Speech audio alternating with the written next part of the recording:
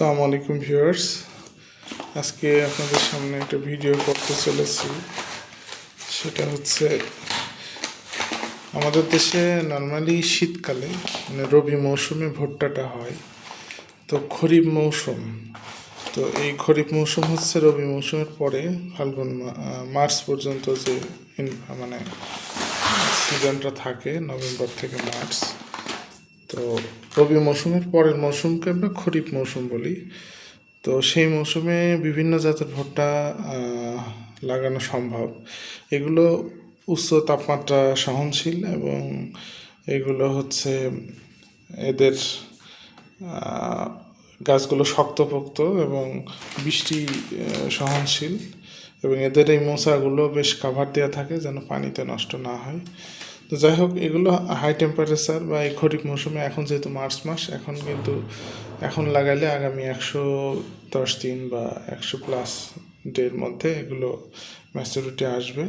গাছগুলো একটু ছোট হবে, কিন্তু আপনার এই তাপমাত্রায় ভুট্টা হবে। ভুট্টা সারা বছরই চাষ করা যায়, তবে আপনার জাতের কিছু ব্যাপার রয়েছে। যেমন আমরা রবি মৌসুমে আপনার BM-518 ওই জাতটা চাষ করেছিলাম। তো আমাদের একটা জমি ফাঁকা হয়েছে, সেখানে আমরা খরিফ মৌসুমের জন্য ব্র্যাক কোম্পানির এই সিডটা নিয়ে এসেছি। এটা হচ্ছে কিং কর্ন। তো এর প্রাইস লেখা আছে 750 টাকা, ওই যে ভিতর দিয়ে দেখা যাচ্ছে। তো এটা বেশ ভালো একটা ভ্যারাইটি। আরও অনেকগুলো ভ্যারাইটি আছে, তবে আমরা ব্র্যাক কোম্পানির এই ভ্যারাইটিটা নিয়েছি। আমরা মূলত পশুখাদ্য তৈরির জন্য এটা করছি। এটা দিয়ে আমরা হচ্ছে ভুট্টার যে ভুসি সেটা হবে, এবং গাছ দিয়ে আমাদের খাবার তৈরি হবে। আর আপনারা যারা ভুট্টা অনেকে জানে না যে শীতকালের পরে হয় কি না, তা আমি তাদের জন্য বলছি, শীতকালের পরে এই যে গরমের সময় এখনও কিন্তু ভুট্টা লাগানো যায়। ভুট্টা 12 মাস হয়, তবে আপনার জাতটা একটু দেখে শুনে কিনতে হবে, এটাই। আর আমাদের বাংলাদেশের কৃষকরা গতানুগতিক চাষ করে, তারা কিন্তু জানে না যে আসলে কখন কি হয়। তারা ওই কৃষি অফিস থেকে শুনে বা শুনিয়ে যেটা হয় সেটা করে, দোকান থেকে শুনে। যাই হোক, আমরা যারা একটু পড়ালেখা জানা যারা কৃষক আছি, তারা আমরা একটু নেট সার্চ করে আর কি দেখি।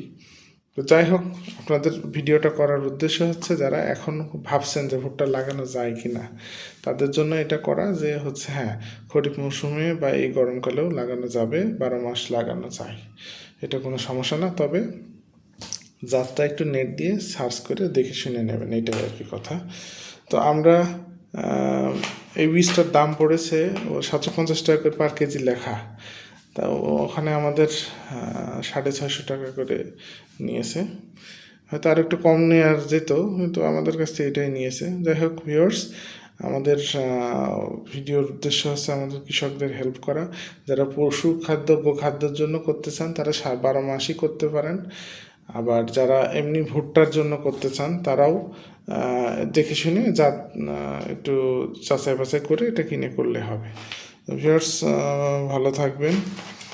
আমাদের বাংলাদেশে এখন সাইলেজের একটা ব্যাপক প্রসার চলছে। আমরা যদিও এটা সাইলেজ করব না, আমরা এটা এই ভুট্টার এটাই করবো। আর কাঁচা গাছ থাকবে, সেটা যদি পারি সেটা করবো আর কি সাইলেজ। তো ঠিক আছে, ভালো থাকেন সবাই, আল্লাহ হাফেজ।